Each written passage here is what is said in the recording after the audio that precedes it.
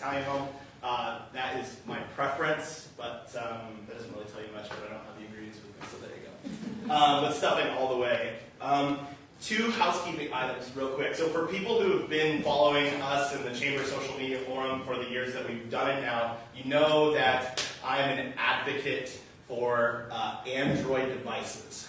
I say that with an iWatch, an Apple Watch on my wrist now, and an iPhone in my pocket. So I just want to point that out because some of you who know me. There's a lot of new faces here, but like this has been an ongoing thing. I mean, we've actually presented it. He makes fun of my iPhone, so. So anyways, just want to point that out just in case midway through you're like, hey, you're a trender. I am.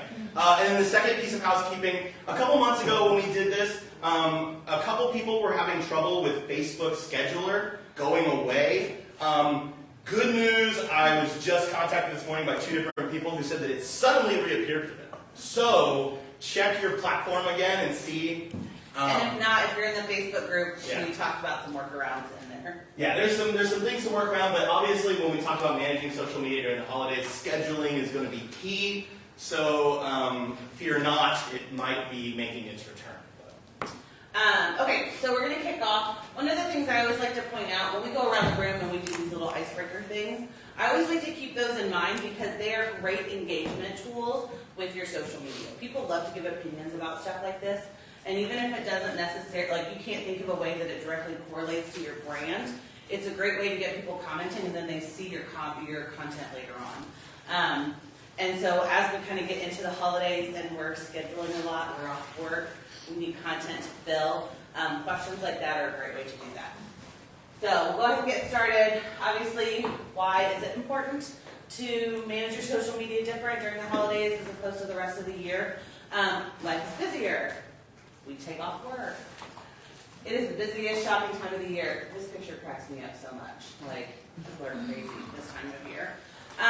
And something I think we don't think about all the time is that there are more people online. So they're traveling, so they're in their cars, on their phone. They're at their family's house and they're trying to avoid all of the family, depending on how much you like your family, I guess. So keeping that in mind as we think about how we're going to do this differently than what we would do any other time of the year. It also gets darker earlier because of daylight savings time, and people generally tend to be on social media when they're not outside. If it's too cold to have a bonfire and it's too dark to feel like you should be awake at the moment, at 5:30, that's when people jump on their phones. So. And think about that. If you guys have not adjusted when you're scheduling your social media right now, like during the summer, like for the library, we typically schedule our evening posts around 8:30. We bumped that up to like 7:30-ish. And you can tell, like all of a sudden, all of our good posts, I was like, man, this isn't getting the engagement that we used to get.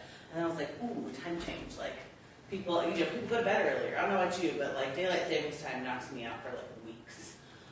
So keep that in mind. So logistics of scheduling for the holidays. The first thing you want to do is batch your work. So sit down and make a whole bunch of images at once. Create a whole bunch of content at once. Think about what you want to do. If you do a lot of video, shoot a lot of video at once.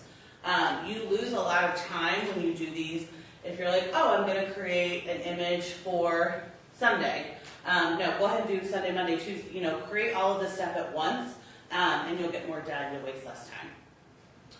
As you can see, this is a lot of batch work. This was my screenshot from last year, December 12th. I was like, it's beginning to look a lot like Christmas break. And that's the library page where we're like scheduling everything. And then planning your content.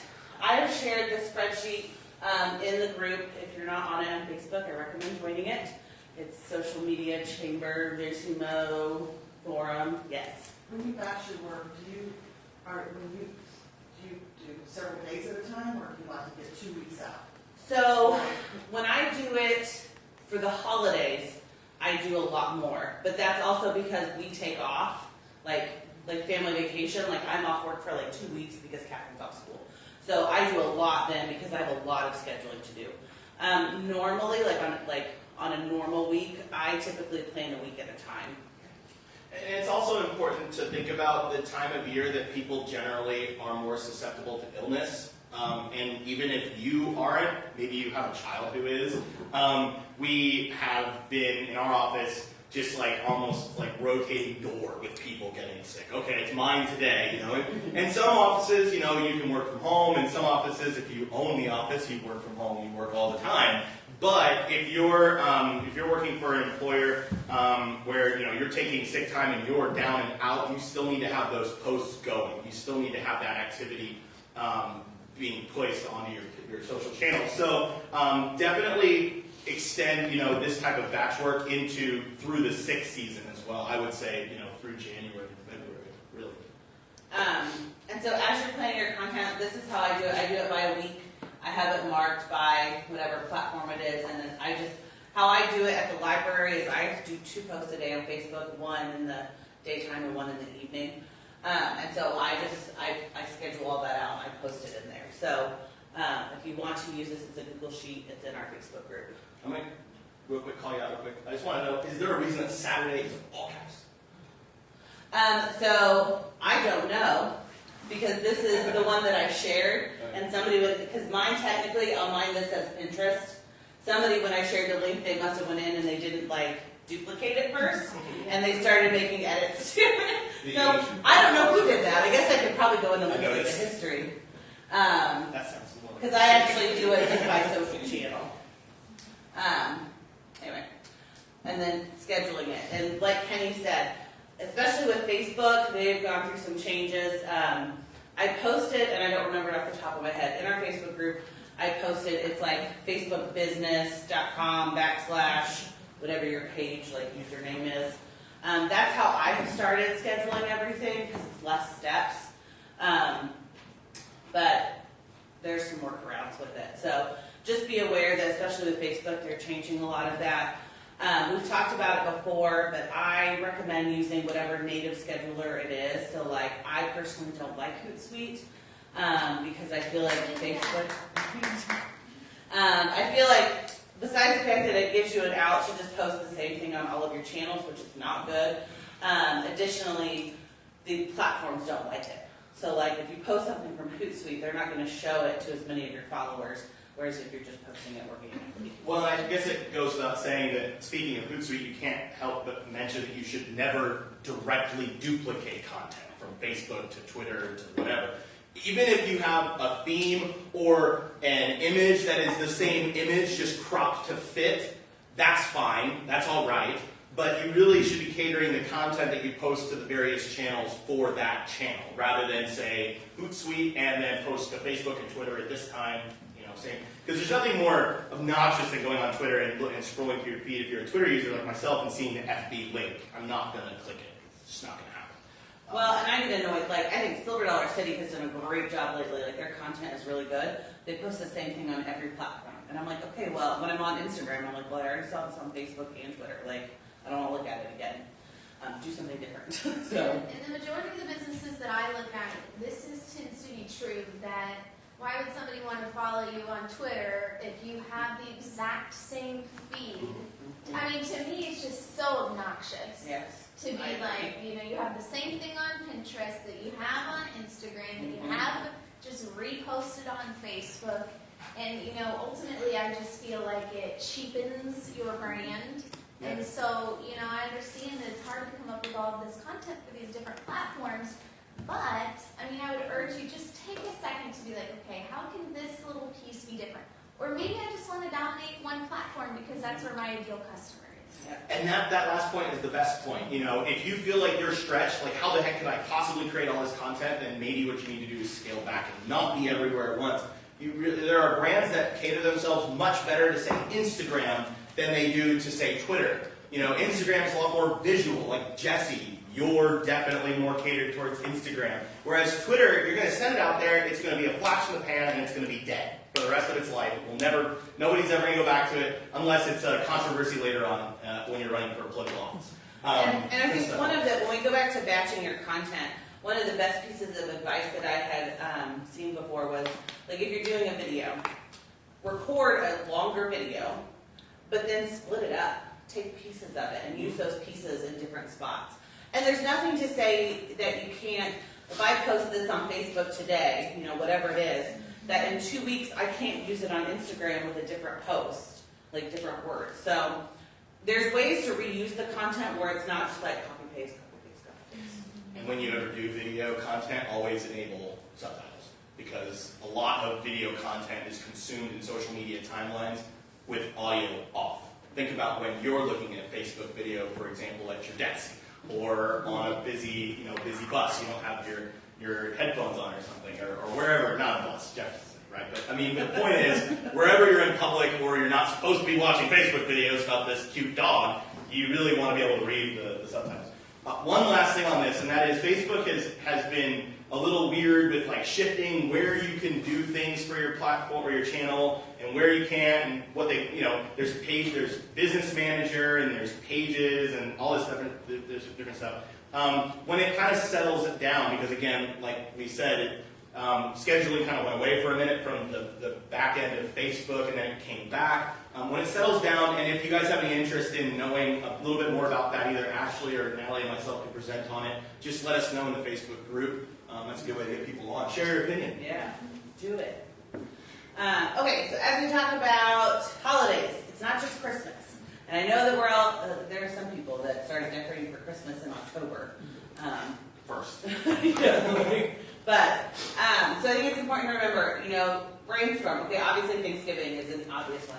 Giving Tuesday. If you are a nonprofit, Giving Tuesday is huge. At the library, we market and plan more for Giving Tuesday than we do for any other holiday or event of the whole entire year.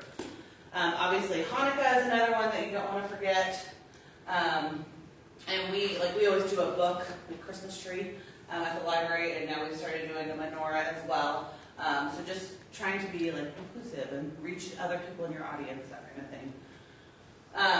New Year's, obviously, and then, there's so many other different ones. The first day of winter, there's so many different, themes that you can kind of wrap your mind around. Last year, we did a hashtag JCMoSocial. It was not a contest, but we gave everyone prompts throughout the entire month of December, and everyone used that hashtag. I don't think it took off as well as we wanted it to, but I will say for my planning purposes, it was awesome. Because I was like, ooh, this is the day, today's theme is ugly sweater. What can I do that's an ugly sweater? So I'll probably pull it out as I go to do my content again this year and use it to kind of jog some ideas. Well, one of the things that we've always encouraged in this group has always been, support local businesses. So share the content of the people in this room who are sitting right next to you, trying to employ these strategies. Assuming they're not going to direct competitors or something like that. But even maybe if they do have an extremely witty piece of content, occasionally doing that as well is good, because people like to see good content, and that's why they follow you. Speaking of which, Giving Tuesday, just a quick note on that for organizations in here, because again, both of us are from nonprofit organizations, well, kind of, but nonetheless, we participate in Giving Tuesday. Giving Tuesday is kind of a free pass day, it seems, for most nonprofits. And what I mean by that is, you generally don't want to drown people with content who follow your channels, but on Giving Tuesday, it's kind of expected, and plus people are used to it from the last several days. I mean, think about it. How many different ads from Target are going to pop up on your phone in various apps and your inbox just on Thanksgiving Day alone? You're probably going to get 4 or 5 just on that day. And you're not going to unsubscribe from Target. You're just going to, actually, what's their doorbuster at 3 p.m., And so that is the same for Giving Tuesday. There is this one day a year where you can be a little bit more posty on your channels and get away with it. And it might actually behoove you, because everyone around you is also in your same sphere being very posty. And so you get an opportunity to potentially get more engagement with your Giving Tuesday.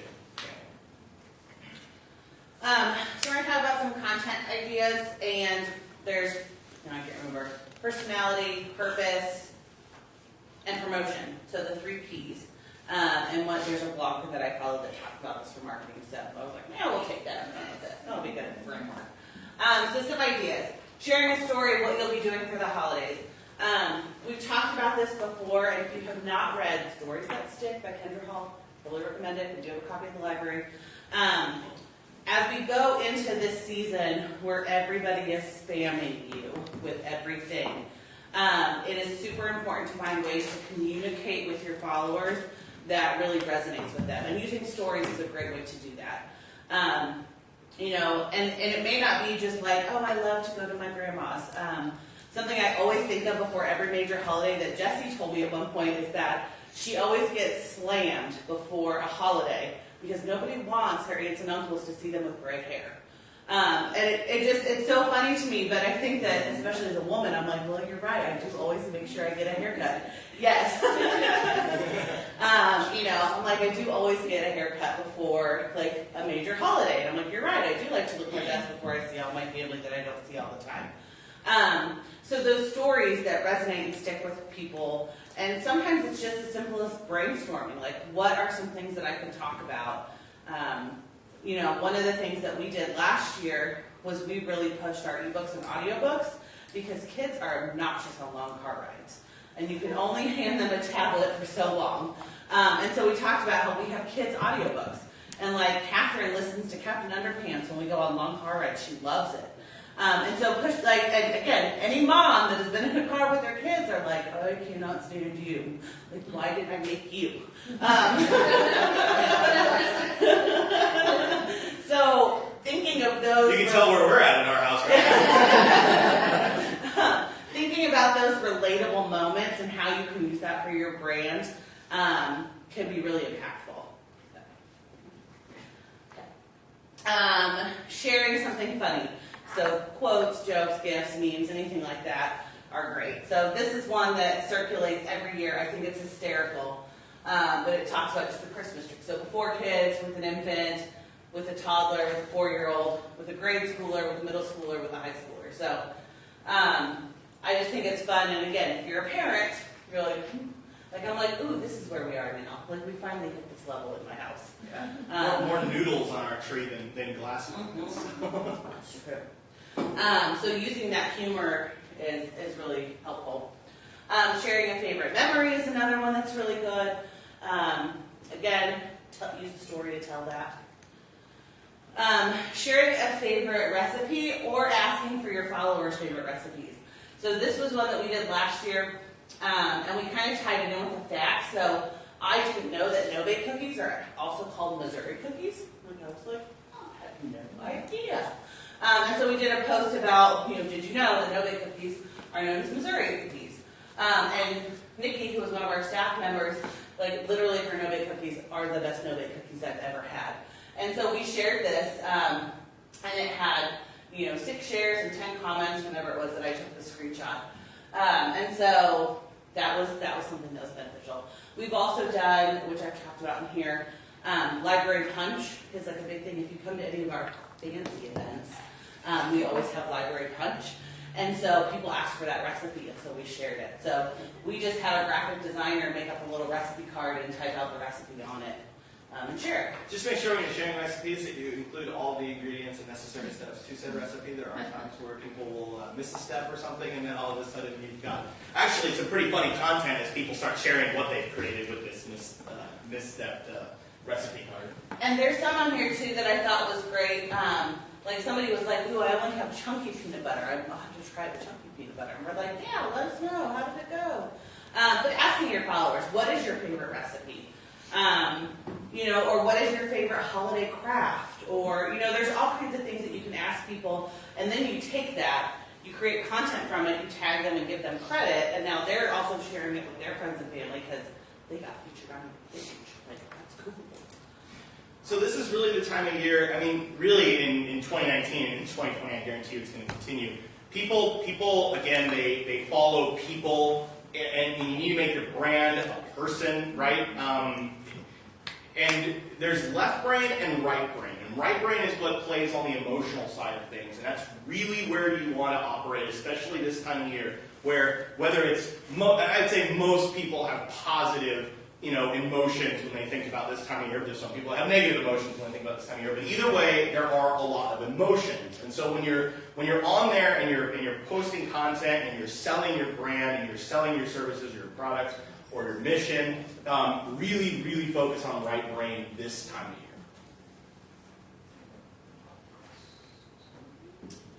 year. Yeah. Our this question question, comment, and you hit on it just a little bit. You know, we're talking about a recipe here. Can you speak maybe a little bit more about brand? And let's take, for instance, was it Justin? Like, you know, it's IT for Steel Company, and you're talking about recipes and kindergartners and Christmas trees.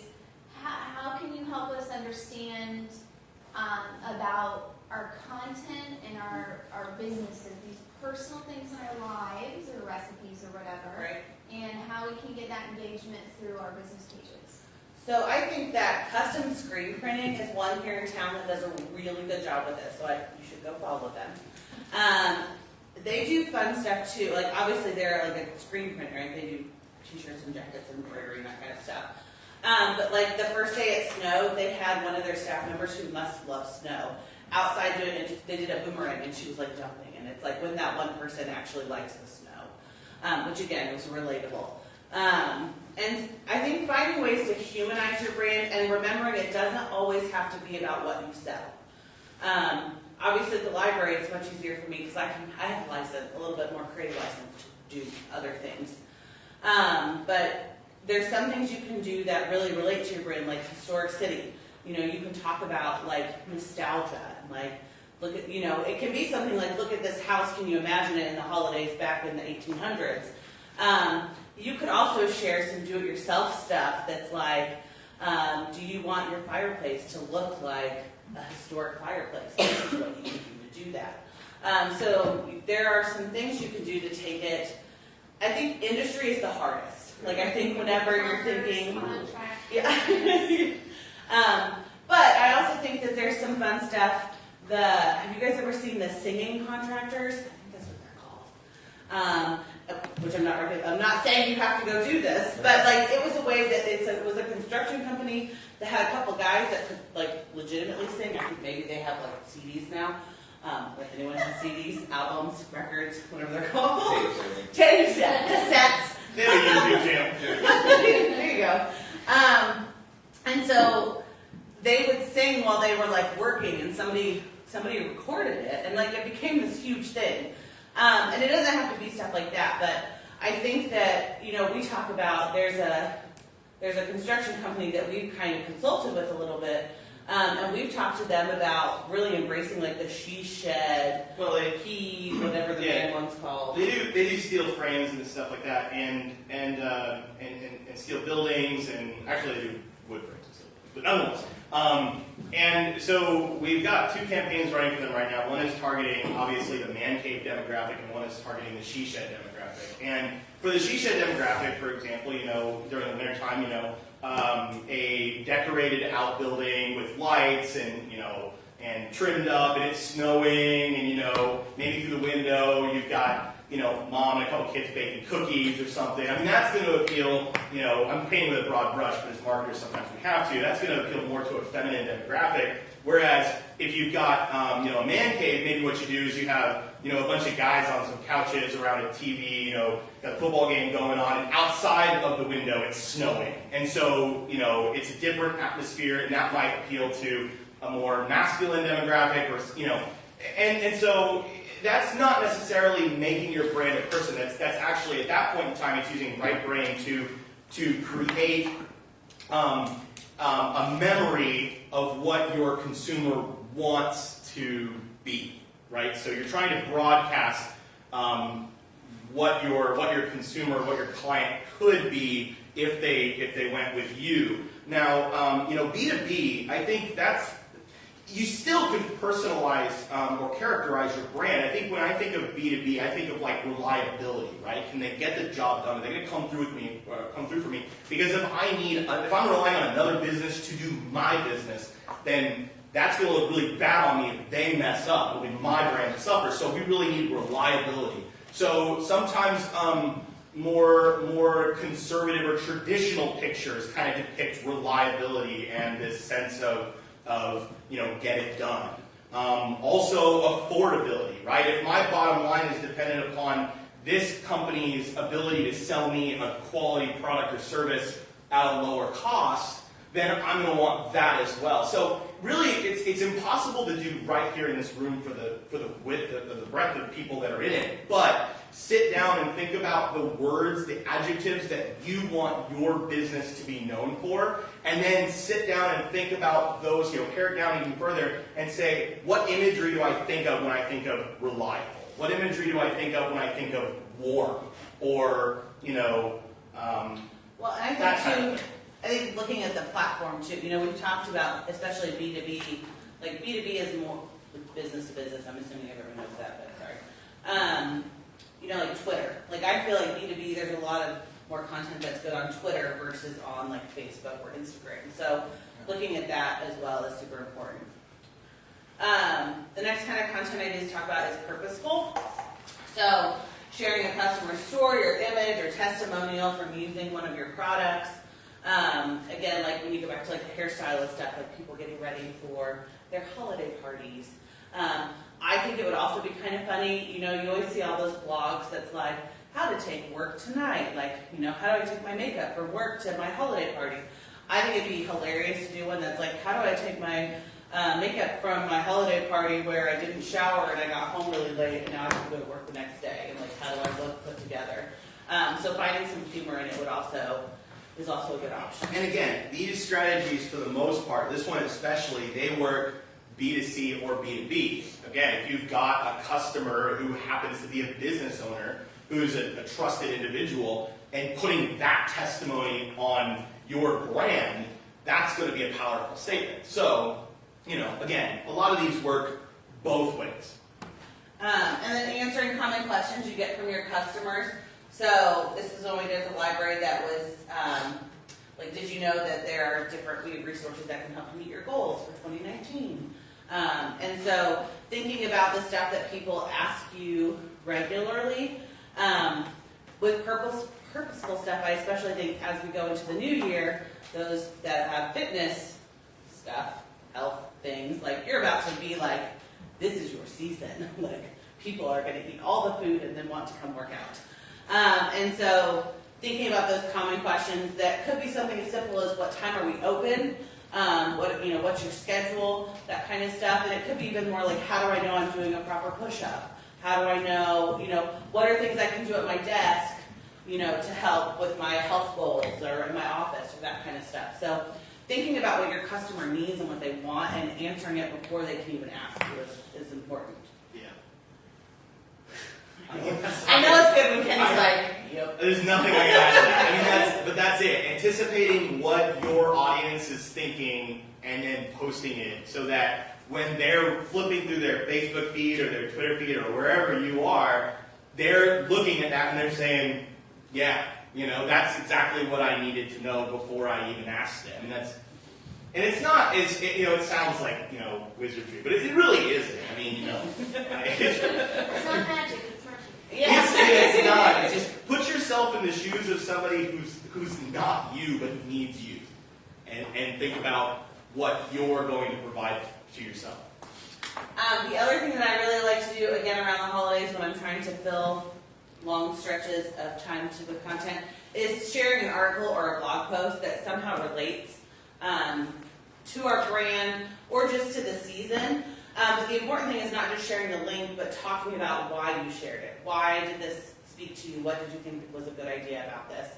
And so, like, we did one last year about Rudolph, the history of Rudolph the Red-Nosed Reindeer, and where it came from. And we talked about how, like, it was so cool that it was like this book, and this was the history of it, and you should check it out. So, telling your audience why it interests you, and then they're going to be more likely for it to interest them. It's great if on your website you have a blog and you can put the stuff, like at the library we shared content last year that was evergreen content, which is great because I can keep reusing it. But it talked about like around the holidays, like how to deal with, there's people that don't have great home lives or need to talk to somebody or they may be depressed. And so we kind of talked about like tips and tricks and things that you can do around the holidays to help with that. And then we have another one that was about a simpler holiday, so it doesn't have to be about all the stuff and the things and the events and all of that. So we will share those, and we will reshare those multiple times throughout the season. One, because I think they're great information that people need, and two, it helps really pull people back to our website. So if you have a blog, think about that kind of stuff that you can share in your own blog. Well, and as you're going into the holiday season, perhaps you want to think of a theme and then stick with that theme throughout that season. So do that now. This is the good time to do it. For example, I think we're going to be looking at a piece of content here soon where they chose a cause to advertise throughout the holiday season rather than their product or service. Now, again, that's really kind of like almost indirect marketing in that people are going to start following you because they care about what you care about, and then when they know what it is that you do, they're going to use you or buy your service, buy your product because there's a shared interest. Think of like, for example, Tom's, buy one get one. That's what people know about Tom's. They don't always know exactly what the shoes look like. Let's get one, give one. Get one, give one. So look at that. Different. The point is, the idea is the same. So you know that if you're buying Tom's, someone else is getting a pair of shoes that needs one. So.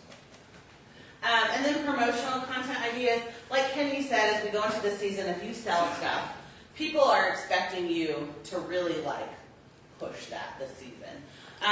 However, I would also encourage you to make sure you're still using other types of content and it's not just about buy my stuff. So some promotional content ideas that are a little bit different is, thanking your community for referring people to you.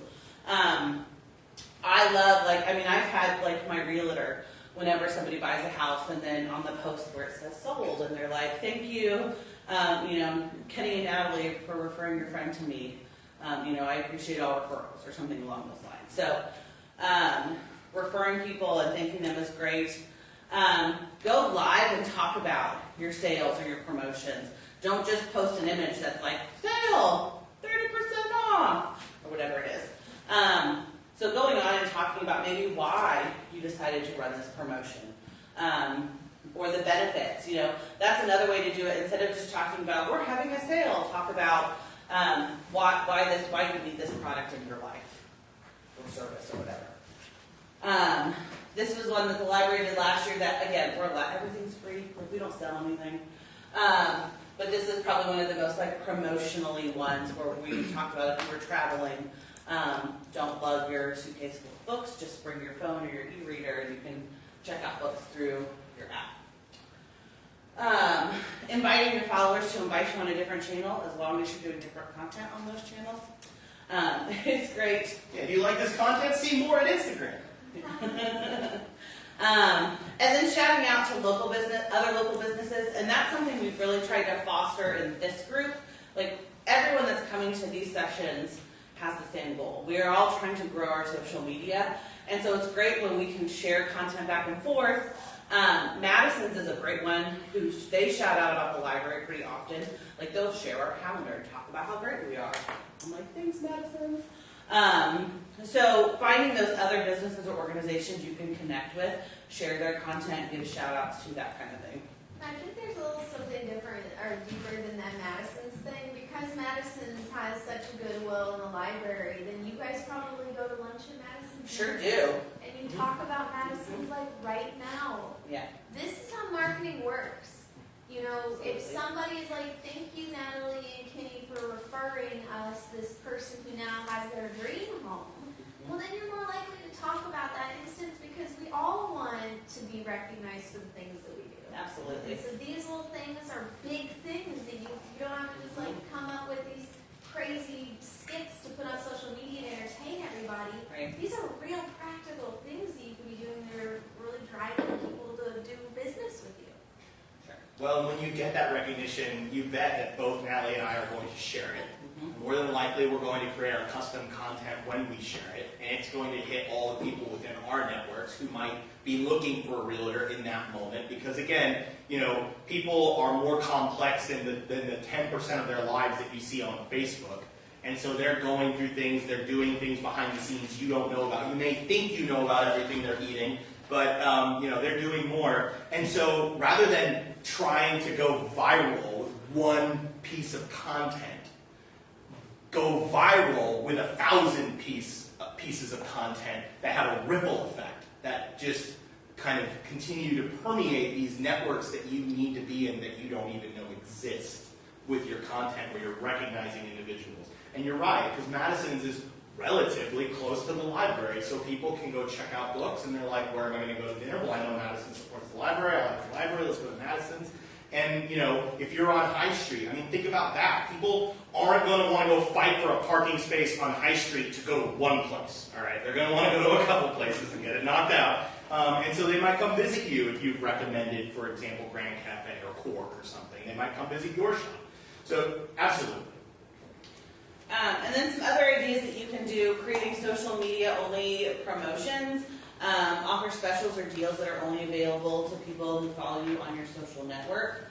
And that could be, if you have a retail establishment, it could be something as like a free gift wrapping, a gift with purchase, a percentage off. You know, we've done stuff at the library where it's like, mention this and we'll get you like a free piece of swag.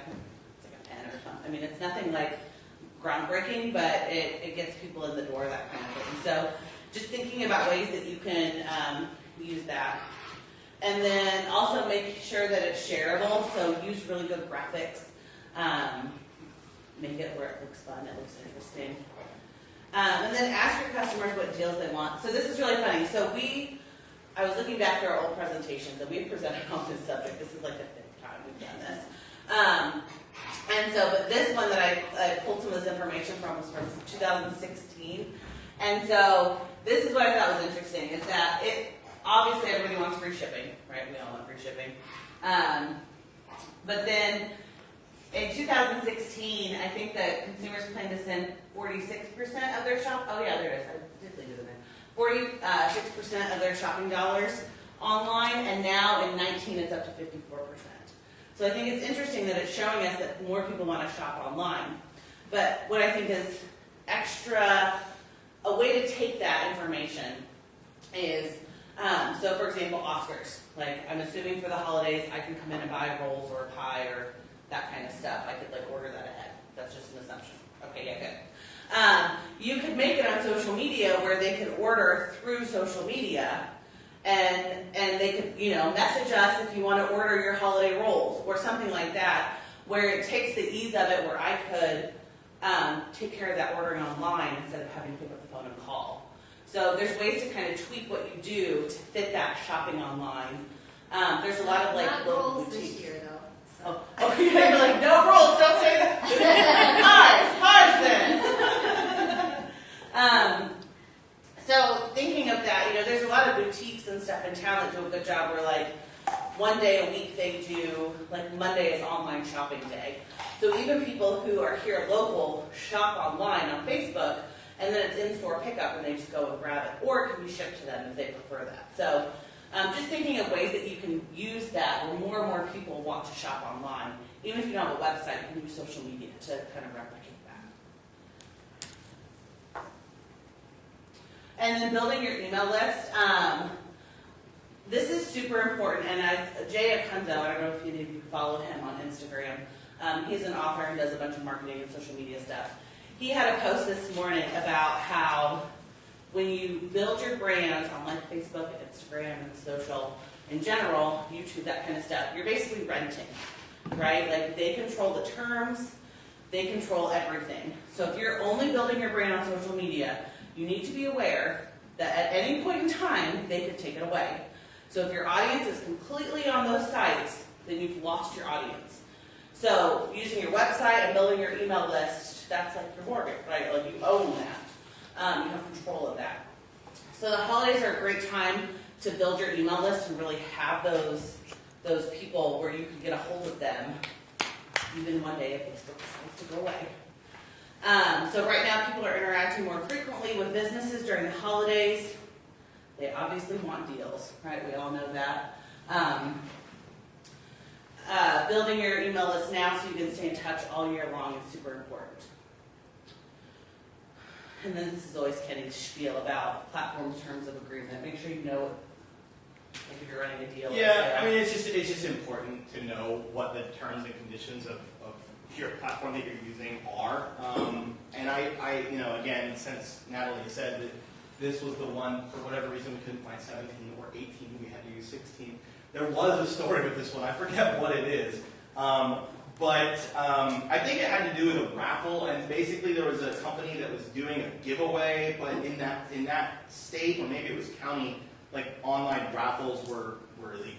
So, I mean, just look at what you're doing. Also with email marketing, it's more important than ever because of some of the crackdowns on spam emails that are going on. You're using a quality email marketing tool, like Emma or MailChimp or something like that, that's going to keep some of those automated processes, or those processes that you need to have done automated. And I'm not sure, I'm not up if it's made it to the United States yet. I know like in places like Canada, I know the EU, they have like mandatory once a year, you have to send out an email that says, would you like to continue receiving our emails? And you have to click yes. That's not here yet. Well, but it's coming. And if you have international customers. And that's the thing.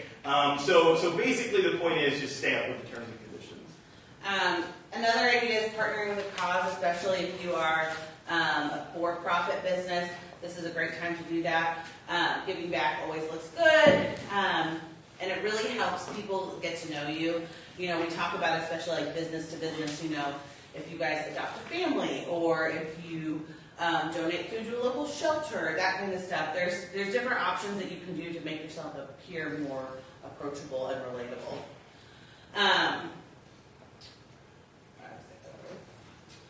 And then if you're a nonprofit, find a business to partner with. Like, there's no shame to go up and be like, hey, you like us, like, let's do something together. I just sent an email this morning to Sean from PFS Brands, because he has a great story about how when he started reading business books at the age of 40, that's when his business started taking off. It's very powerful. And a lot of our theme at the library this year for Giving Tuesday is how the library helps small businesses and entrepreneurs. And so I emailed him and I was like, would you just do a video for us? Like, I just do like a 3-minute video with your story. So it's not always asking businesses to give you money, but it's helping use that content to partner with it. And I think it's important as a business, it's not always about giving an organization money, it's how can you help them further their mission. He's got a new book out. He sure does. Great. And then some more logistic stuff, scheduling posts, do's and don'ts. We already kind of talked about using the platform scheduler. Stay active on social media, even if you're on vacation. This is harder to do, and a lot of it depends on, are you exempt or non-exempt or hourly, or how does that work out? But somebody needs to be monitoring your account. Again, Kenny and I take off about 2 weeks at Christmas. It's forever. By the time we're done, I'm like, go back to school, Catherine. Go back to school. And so, but we still check in. We're still looking at the comments. We're still monitoring everything. Social media is always on. So even if you're on a beach sipping a fruity beverage, people can destroy your brain overnight in an hour. See Applebee's. And then, especially this is like, if you use a lot of these questions, like we asked last year, do you wrap your gifts or do you use a gift bag? And people respond which one, going on and responding to them. So you can't, we'll get to that. You can't just set it and forget it, but I'll say that into the don't column in a minute. Being available to edit scheduled posts. I cannot tell you how many times I will post something, I look back, I'm like, crap, I misspelled that word. Like, go back. And then content calendar, we talked about that. So don't do this. Don't schedule posts about the weather. The one time you post about how it's a cool, snowy day, it's going to be 75 degrees outside. Like, never fails. Or the Weather Channel will be predicting rain for weeks and weeks and weeks, and it doesn't happen. So even though we're going into the holidays, today it's supposed to be like mid-60s or something. It's supposed to be really warm. So just don't schedule anything about the weather. Don't mention it. Don't rely only on scheduled posts. I will go through before we leave on our vacation, and I will schedule everything. But I will go in, and there will be some content that I just put out because there's something that maybe that comes up, or like right now, like Disney Plus is hot. If you can figure out a way to get Disney Plus that relates to your brand, post about it. It's such a hot topic right now. Jesse did, this may have been on your personal page, but you were like, what's the first thing you watched on Disney Plus? And everybody wanted to jump in and say the first thing that they watched on Disney Plus. So that kind of thing. And then don't set it and forget it. You always got to be monitoring. Well, and in terms of relying on scheduled posts, okay. So if you work for a large company with multiple people who manage social media, then when you go away on vacation or you're out, then they can take the reins and it's their responsibility. If you work for a medium-sized company where you're really the only person that handles social media and you're stepping out, there are still people in your business who can take pictures if a massive snowstorm blows through and send them to you to post. Or, if you could teach someone how to post a simple thing, that could be done. If you are the exclusive owner of your business and the exclusive employee, then you can have friends that can take pictures of the snowstorm that just blew through while you were on a beach somewhere. And they can send it to you, and then you can post about it. Really, in 2019, what I'm basically saying is, unless you're in a hospital bed and you're on a breathing tube and you can't move, there's no excuse why you can't get content on your channels these days. And people do kind of expect it. So, the idea that you can just neglect social media during the holidays for that purpose is probably not warranted. I just think that's dangerous because I disagree. I handle all the social media for Missouri Lottery. We've got about almost 200,000 people. Mm-hmm. So having time off, that's kind of expected. We have away hours so people know it's a business, 8 to 5 and everything. But if I'm on vacation, there's no way I'm going to be posting content. I don't think that's fair for people who work hourly or what is expected, because social media is one of those jobs where people do expect you to be there, but the company needs to hire that correctly so you are not using your vacation time. Correct, and I said that. What was your first statement? You work for the Missouri Lottery, and how many people? Me, one. No. I handle social media for about 200,000. So there's nobody else in your office that you could give that to? Nope.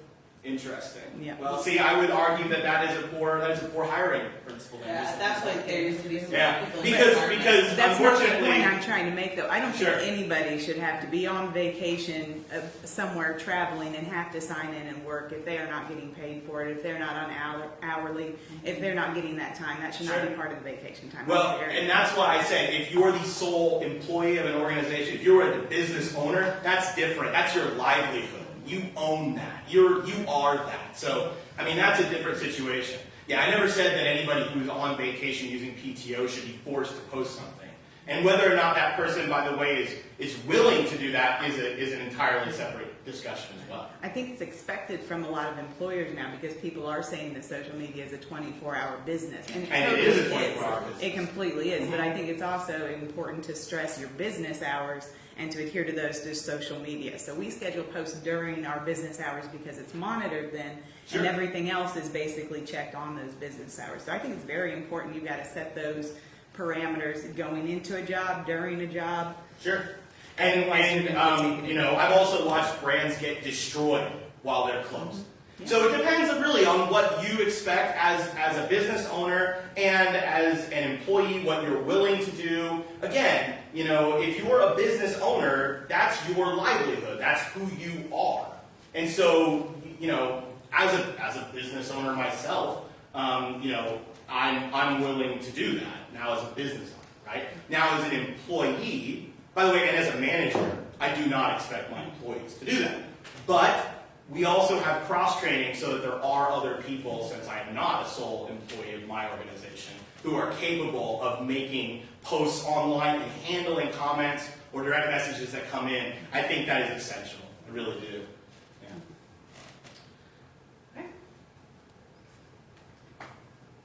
That's it. I was going to mention this, but this kind of dovetails nicely to what you're saying. I think one of the best parts about coming here to meet is just really the realization of the dedication that it really takes to pull a social media campaign off. How much time it takes, and the dedicated time we need to put toward it in advance and in the moment, and otherwise to make sure it works properly for your business or your. I work for a state government as well, and it is just a little bit different. And I wanted to mention too that I think too, in learning about this, I think it does also really show the expertise that you need if you're doing this and really understanding and maximizing the platforms. You really need to have a certain level of expertise to understand how to run it, how to work it. It's not, social media is just not, getting home after work these days and just going through your stuff. I mean, if you're on the other side of that, trying to Yeah. get people up to something to look at, it's a lot of work. And I think that if there are people around the table here that are in authority positions at their work, for them to understand that and allow that time and dedication from employees to do this work properly, I think that is huge. Because I think a lot of people are in authority positions saying, you do social media. And they do not It's other understand duties as assigned, everything. yeah. They do not understand what all it takes to, Absolutely. and money it takes to really put in that. And especially in So- government, that's not your sole job. Yeah. That's not your only job. Yeah. That's, you know, you have your It is, job it's and like, then you it's have, not this, yeah. it's Yeah, I'd wager that the majority of people who are paid to manage social media have other jobs because a lot of managers do not understand the role in its You need to entirety. have a session for managers. Yeah, no, and that's not a bad idea. Well, I understand how much time it takes, because most people say, well, just go do that real quick. Yeah. It's not. Well, and that's something, I'm the first professional marketer that the library has had. And so before I came, they only posted during business hours, and there was no strategy to it. And so when we came, we started scheduling when people are on social media, and we started using a lot of strategy, and the growth that we've seen is huge. And so the library, thank goodness the growth happened quickly.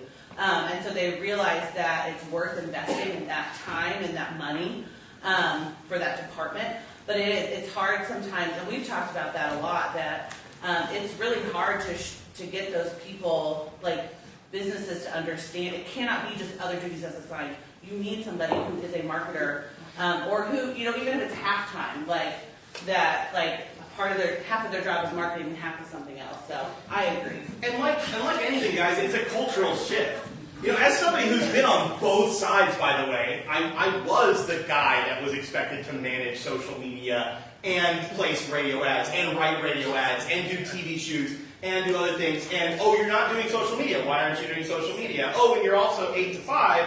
And, something happened at 7. Did you fix that? I've been there. And now as a manager, by the way, some of the people who were in those positions dealing with that are now in hiring roles and management roles, and we're bringing that change to the culture. It is a cultural shift. But at the same time, it is incredibly important that your brand is active and aware of social media and their channels. And one thing that we didn't point out, and we don't generally point out in this session, is there are plenty of people who can contract to help with your brand and your business on social media. I was like, I mean, that one.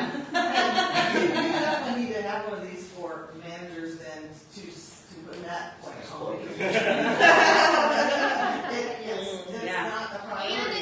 it's cheaper than I agree. hiring a full-time employee. To contract on that stuff. It is. Absolutely. And we have people who are very experienced and are up to date about the new ad changes and all the policies. And there's some people- sweepstakes and all of that stuff. Yeah, and they just contract just for social media. Like, it's not like you're contracting with someone to do all of your marketing. So maybe, Kelsey, maybe that's something that we can look at 2020, like trying to do just like a seminar with managers or executives on the importance of marketing or something. yeah, we'd be happy. I just want to thank you too, because my mind's always popping with ideas after I do. Yay! Love it. Can we maybe get some, since we have a great turnout, we always do. Thank you guys so much for spending the time with us this morning and on your businesses and everything. As we're looking into 2020, and we've got another forum coming up December 18th, is that right? And we're going to be up. I think it's earlier. I think we're going to be upstairs. Yeah, it's earlier because of the holiday. It's the 11th. Yeah, we'll post on the Facebook page. Do you guys have anything specifically to help us? We've been doing this for a while now. We've gone over lots of topics many times. Things that you guys want to hear about in the beginning of 2020. Some topics that you guys really want to learn about that we can dive deep in to help you all. I would like to hear how to manage a blog and keep it going. I mean, I can get some great ideas, put it out on a blog, and I'm like, now what? Okay, I've got 20 minutes That's a good now. one. What could I do on a blog? Yeah, no, that's great. Great, blogging is great. That is a topic. And how many hours are we talking about? As we go through one of these things, I'm thinking, how many hours in a week do I have to dedicate to making this happen in this way? Yeah. And I don't know how many hours that is. It varies so wildly based off of the channels that you're on and the type of, if I'm putting out a video, that takes more time because editing takes more time, whereas if I'm just throwing an image together. So, I always recommend that if you're trying to figure that out, do like a couple weeks and just keep a time audit. And like, okay, I spent an hour on marketing this day or social media or whatever it is that you're trying to figure out. And then that kind of gives you a better idea that you can start to like, Your baseline. yes.